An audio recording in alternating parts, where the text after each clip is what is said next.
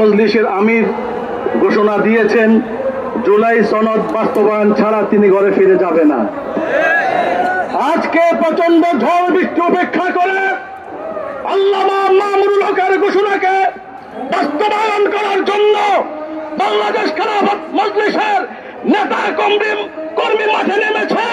ততক্ষণ পর্যন্ত জুলাই সনদ বাস্তবায়ন না হবে ততক্ষণ পর্যন্ত বাংলাদেশ খেলাফত মজলিসের কোন নেতা কর্মী ঘরে ফিরে যাবে না।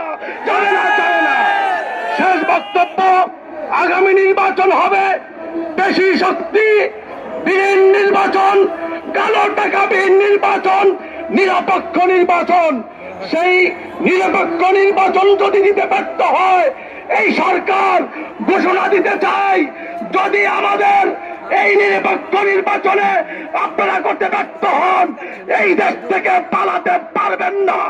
আপনাদেরকে বিচারের আইনে আদালতে কাঠগড়ায় দাঁড়াতে হবে ইনশাআল্লাহ।